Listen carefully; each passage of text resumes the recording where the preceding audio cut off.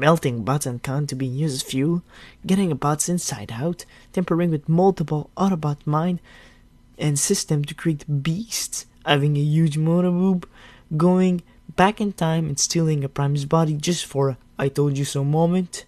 These are some of the things Shockwave did to earn the title of the most effed up Transformers in this universe. Shockwave is no ordinary Transformer, and today we'll look at him and what makes him so intense. And if you were wondering about that Prime hiding during all this history, Shockwave stealing his body history, well, we'll go more in detail, so stay tuned. Shockwave is able to exist because of the context in which he finds himself. Not because of his huge monoboob, let's be honest. I'm talking about war here. War is always full innovation. In desperate times, geniuses are put together by their government to develop new technologies and weapons. Anything to gain an edge over your enemies. Usually, most of these research have a big budget. You can think about like all the nukes in the 1940s, like the budget were almost unlimited, right? And they would have never been given in normal times. The Third Reich, or Nazi Germany, had many research team to create a wonder weapon. But why am I talking about Nazi? Why?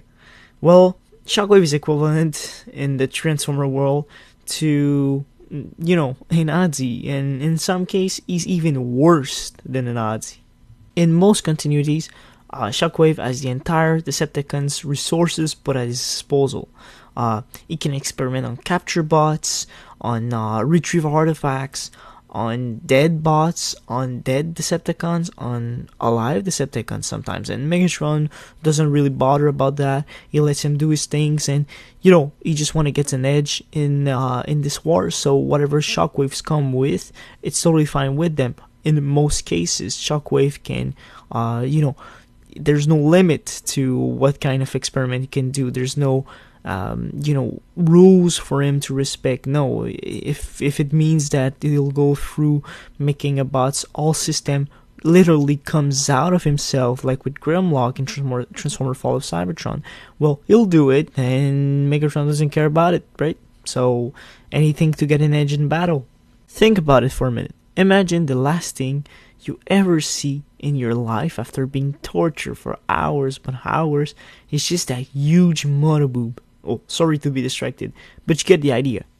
One of the most intense experiments Shockwave did, and one of the most disturbing, is in Fall of Cybertron, when he essentially captures the Dinobot and experiment with their body, and as Grimlock said, like literally put their the equivalent of their nervous system out of their body to rebuild it, and mess with their mind and to make them Dinobots, right? And the Dinobots gain extreme strength from being tortured, and new alt modes, the Dinobots. But they lost some of their personality traits, like Grimlock became like a bongo, and also they have anger issue now. So it's not as all good as it seemed. Even though they gain immense strength, Grimlock can't put a sentence all by himself together. Shockwave is supposed to be that super smart scientist, that guy that outsmart everybody, but I don't know. And the math's pretty easy in my mind. Anger issue plus dino teeth ain't the best idea for your arm, eh? On another note, Shockwave doesn't believe that emotion can lead to anything good. Only logic. That's why in every show you'll hear him say logically.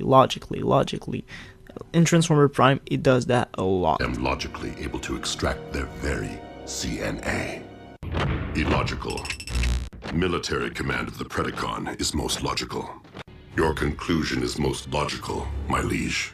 All possible logic points to the presence of one unexpected variable. Your argument is logical.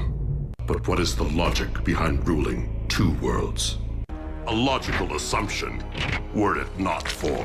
It is not logical to expect greater productivity at this point in time. It defies logic. But would it not be more logical to employ your might elsewhere? But you know what our friends believe in? Revenge. Okay, so Shockwave in IDW, he lost a battle and opened up a black hole that drove him back in time. then he landed in some Cybertron it's Cybertron millions of years ago, and he found Onyx Prime, one of the original 13 Prime. Shockwave then logically killed him and logically wore his body around so that he could logically essentially wait millions of years to have a round 2 with Big Bot Prime Optimus himself. All that logically, you know. Our Shocky guy here is really determined, and in my opinion, that makes us like really see how Shockwave is one of the more interesting character than many villains in the same universe and many villains in fiction, right?